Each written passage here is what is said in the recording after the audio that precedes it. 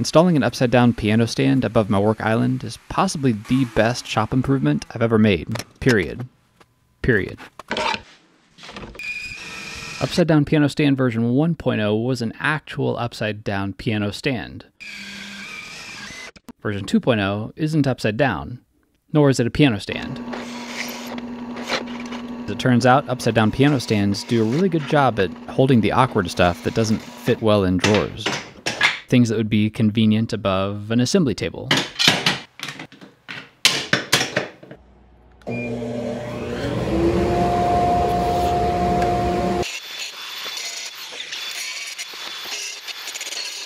I used steel construction because it's just so handy to simply hang something up there, or clamp something securely, or use a magnet for things I want to remove quickly. If you don't have a welder, don't let that hold you back. Just build a wood frame and mount a steel strip to the bottom. He's going to be checking down the goal. A little Derrick Henry-ish. As you know from previous videos, I'm pretty new at TIG welding, so I'm forcing myself to TIG weld projects I'd otherwise MIG. And this project is the project where I gained the confidence to be able to just go out and TIG weld stuff. I'm not laying a stack of dimes yet, but I'm at least able to sort of predictably get the metals to flow together well without blowing a hole through the metal, like before this project.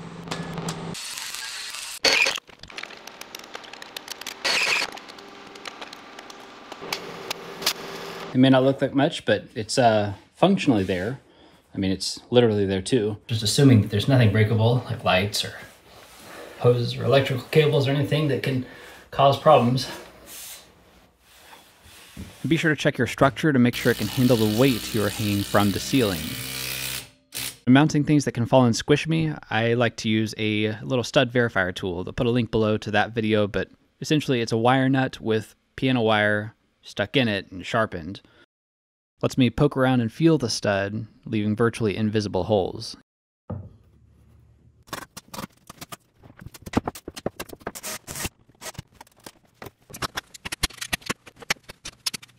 These three mounting parts are quite figuratively the bee's knees.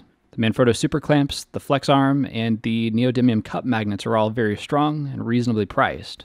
The super clamps are just insanely strong clamps that photographers use to mount expensive camera gear up high at, say, basketball courts, theaters. They have 1/4 inch by 20 TPI parts, and that's what makes them versatile. These rigid flex arms are the most rigid ones I've found, and also the most reasonably priced ones I've found. Now, they're great for holding heavy things, but they're also daisy chainable, which turns out to be really nice for positioning dust collection hoses above the workbench. And of course, the neodymium cup magnets are just really strong and versatile because they're countersunk.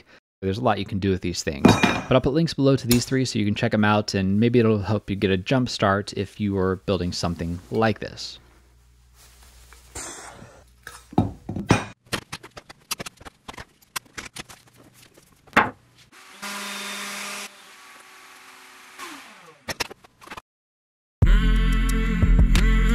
Though this may look haphazard and flippant, it is actually pretty strategic. Number 1, the height. Number 2, extensions. And number 3, the angled pegs.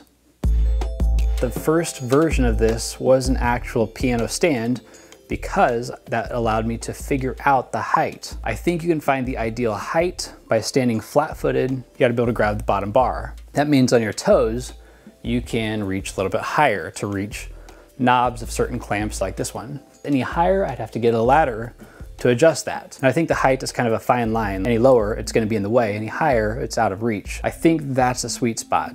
Flat-footed, gotta be able to reach the bottom bar. All right, number 2, the extensions. The core of this assembly only goes from about here to here. Anything off in those directions are extensions. I went with a blank extension sort of approach. Each extension started off as just a blank insert. I can remove it, take it to the welding cart, customize it without having to bring the welder to the assembly. That really provides some flexibility, and I think that's important for something you want to sort of grow with your usage. The angled hooks up here hold things like vacuum hoses without having to fish them through the contraption.